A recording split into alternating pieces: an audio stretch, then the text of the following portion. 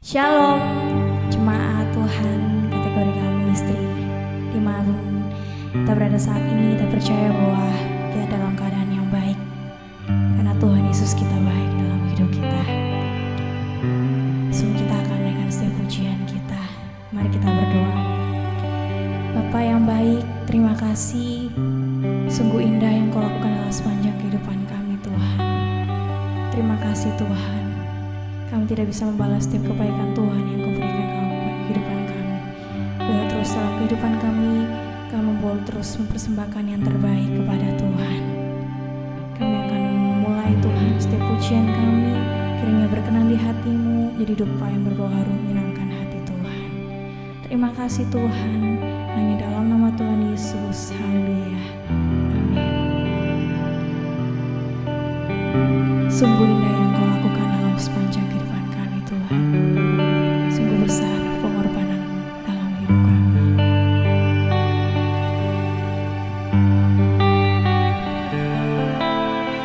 Kemanakah aku dapat pergi menjauhi Roh-Mu yang suci, Kau sahabat.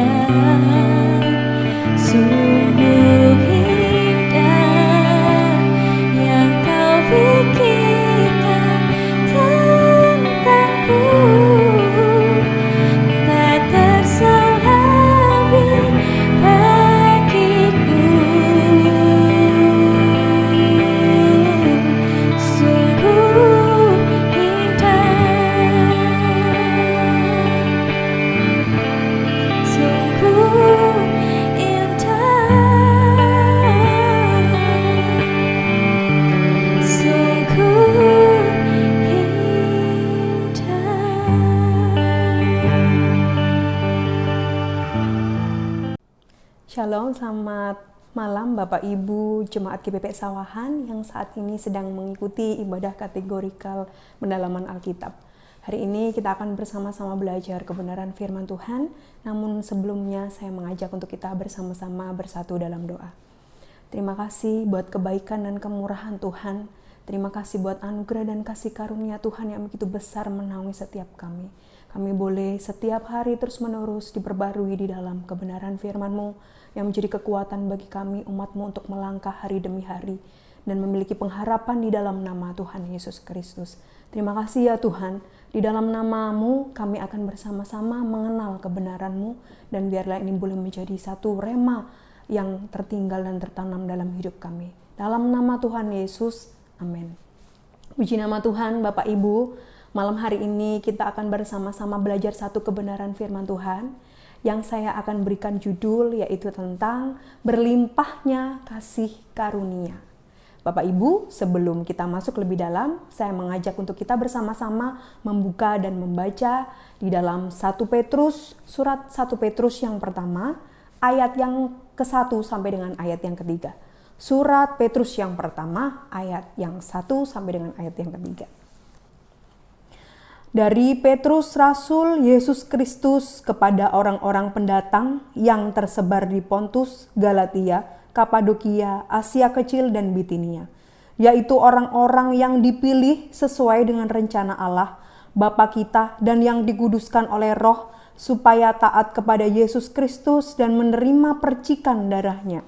Kiranya kasih karunia dan damai sejahtera makin melimpah atas kamu. Amin.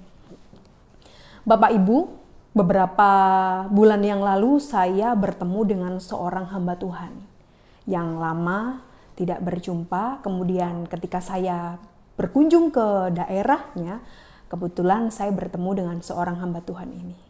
Ketika saya diajak untuk main ke rumahnya, di mana rumahnya juga menjadi tempat untuk jemaat-jemaat yang dilayaninya beribadah di sana.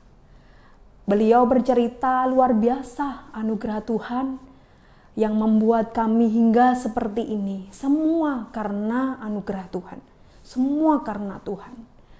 Beliau memberikan tempat untuk saya masuk ke dalam rumahnya yang juga dijadikan sebagai tempat ibadah di mana jemaat-jemaat yang beliau layani beribadah di sana.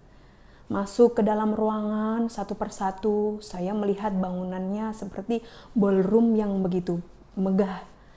Dan ini juga salah satu prestasi yang sudah diraih oleh hamba Tuhan ini karena beliau sudah bisa membangun dan beliau mengatakan memang semua karena anugerah Tuhan.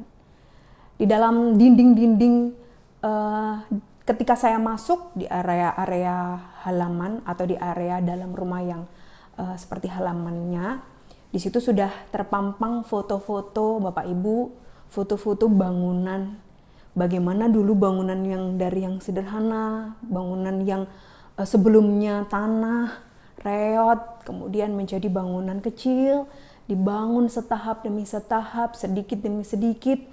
Dan beliau menceritakan bahwa dia mengumpulkan uang sedikit demi sedikit. Bahkan beberapa juga bantuan dari jemaat yang bergotong royong. Dan juga beberapa donatur yang membantu untuk pembangunan rumah ibadah ini boleh terselesaikan dengan baik. Dari tanah, kemudian bangunan kecil, kemudian bangunan yang sudah agak besar, sampai kepada foto yang terakhir adalah bangunan yang paling besar. Saya memang mengatakan itu megah karena di kota itu, di daerah kota kecil itu cukup amat besar dengan gereja yang dikatakan besar itu. Saya mengatakan itu adalah cukup amat sangat megah. Bagaimana tidak? Karena di dalamnya juga lengkap dengan fasilitas-fasilitas.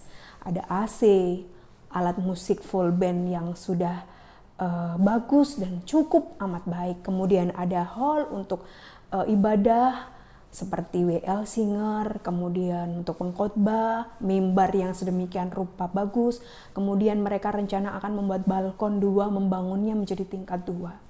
Ini luar biasa, dan hamba Tuhan tersebut bercerita bahwa semua perjalanan hidup saya adalah karena anugerah Tuhan. Kalau bukan karena campur tangan Tuhan, saya tidak bisa membangun ini.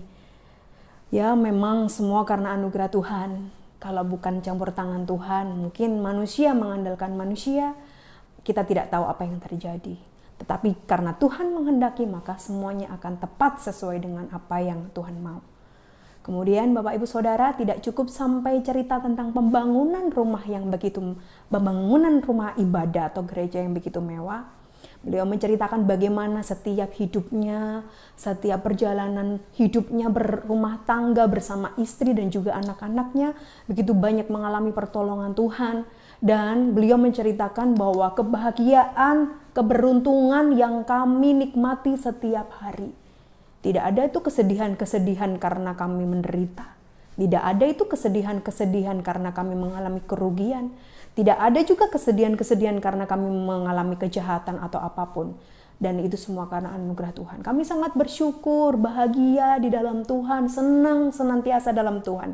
Itu loh enaknya kalau kita sungguh-sungguh mengikut Tuhan. Itu loh enaknya kalau kita benar-benar hidup terpaut kepada Tuhan, mengandalkan Tuhan.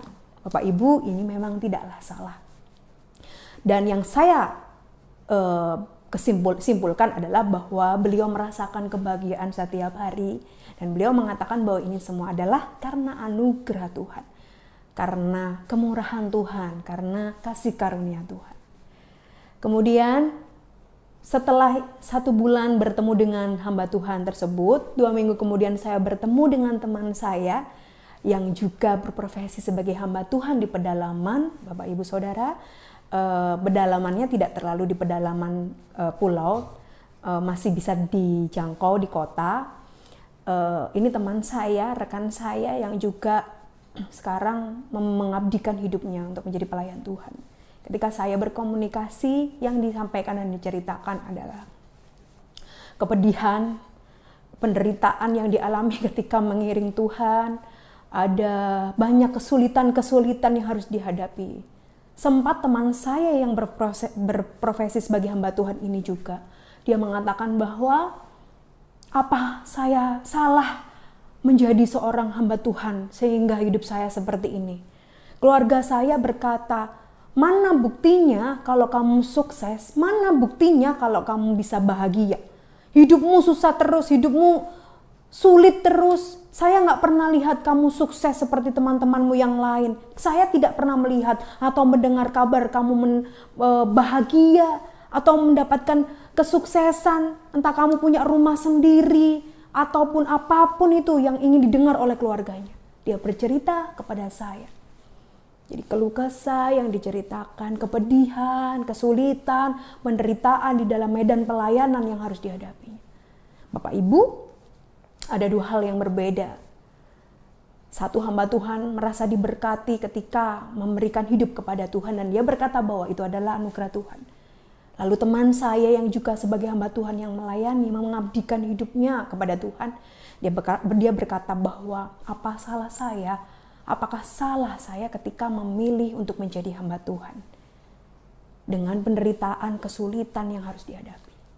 Bapak Ibu, mari kita akan belajar bersama melihat bagaimana Rasul Petrus di dalam surat 1 Petrus yang pertama ini memberikan pesan nasihat dan kekuatan untuk jemaat-jemaat yang dilayaninya. Di mana Rasul Petrus berkata bahwa Rasul Petrus tidak menghendaki supaya jemaat yang dilayani ini semakin bertambah materinya, semakin bertambah kebahagiaannya, semakin bertambah kesuksesannya. Namun yang ditekankan dan dirindukan oleh Rasul Petrus adalah hendaknya kasih karunia dan damai sejahtera dari Allah itu melimpah atas kamu.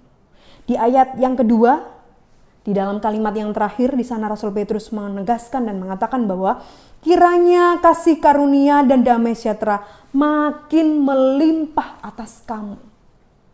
Saudara, kalau kita melihat kata kasih karunia, itu seperti halnya adalah anugerah atau pemberian dari Allah.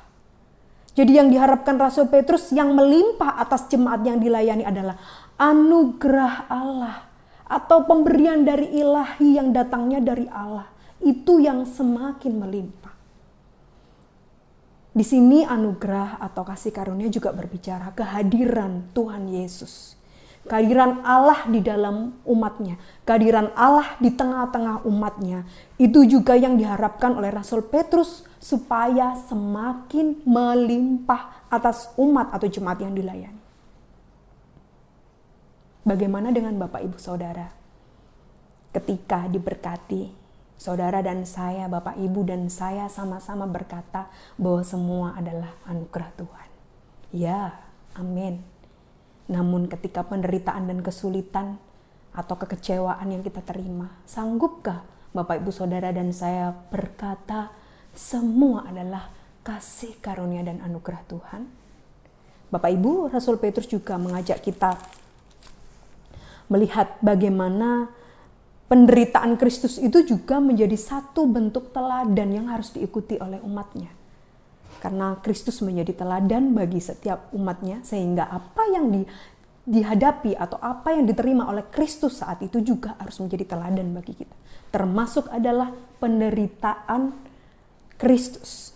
Itu juga menjadi satu kasih karunia bagi kita ketika kita juga mengalami penderitaan. Mungkin penderitaannya tidak mati di kayu salib, namun kita mengalami penderitaan-penderitaan di dunia ini karena mengiring Kristus, karena kita memilih mengikut Tuhan, itu juga adalah kasih karunia. Bapak Ibu Saudara, saya mengajak untuk kita bersama-sama melihat di dalam 1 Petrus pasal yang ke-1 ayat yang ke-13. Sebab itu siapkanlah akal budimu, waspadalah dan letakkanlah pengharapanmu seluruhnya atas kasih karunia yang dianugerahkan kepadamu pada waktu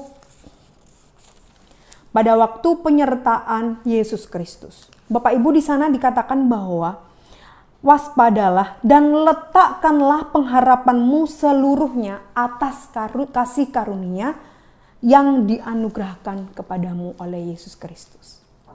Jadi bukan hanya kehadiran Tuhan Yesus Kristus, anugerah Tuhan Yesus yang semakin melimpah atas umatnya, Rasul Petrus juga mengajak supaya meletakkan atau menaruh pengharapan di dalam kasih karunia yang diberikan oleh Yesus Kristus atau Allah.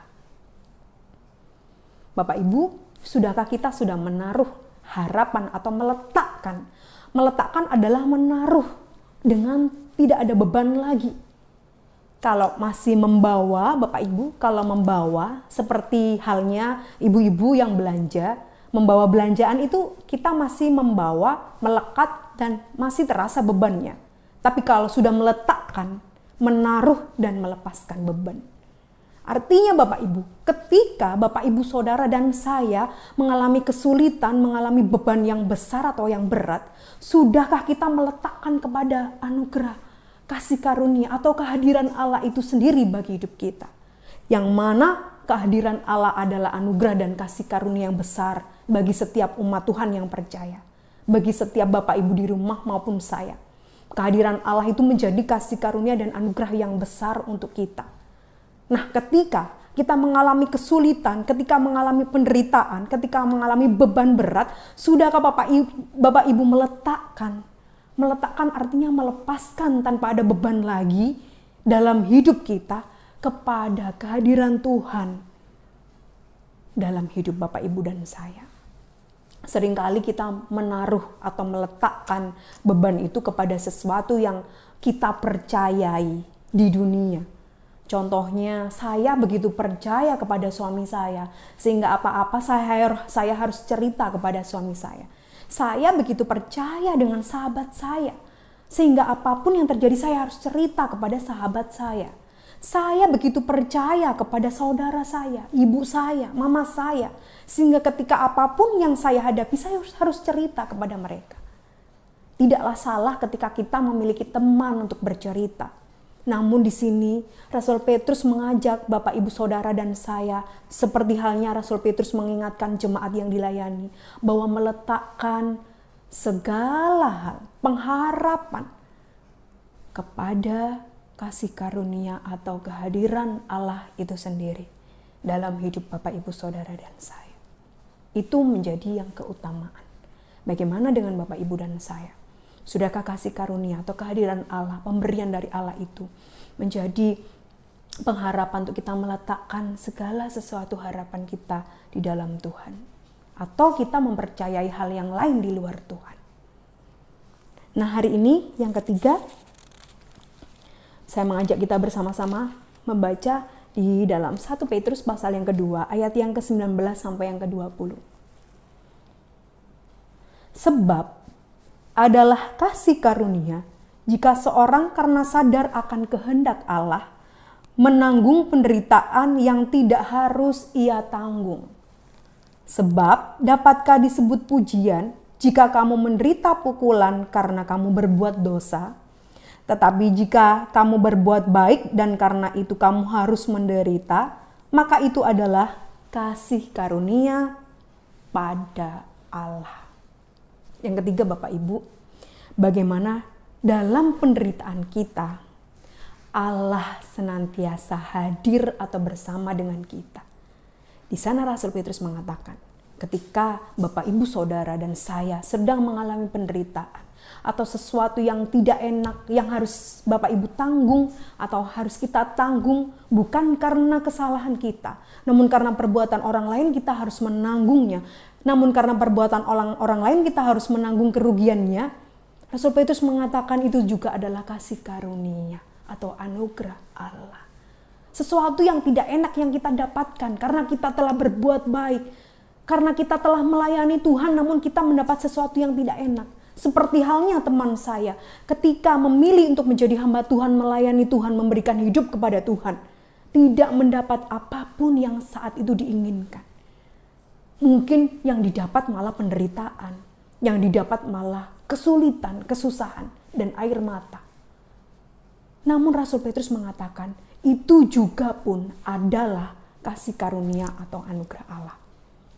Bapak Ibu, mari hari ini bersama-sama kita melihat bagaimana Rasul Petrus tidak berkata kepada jemaat-jemaat yang dilayani bahwa kamu harus bertambah kaya, kamu harus bertambah sukses, kamu harus bertambah berkat-berkat untuk bisa memberkati orang lain, kamu harus bertambah secara materi.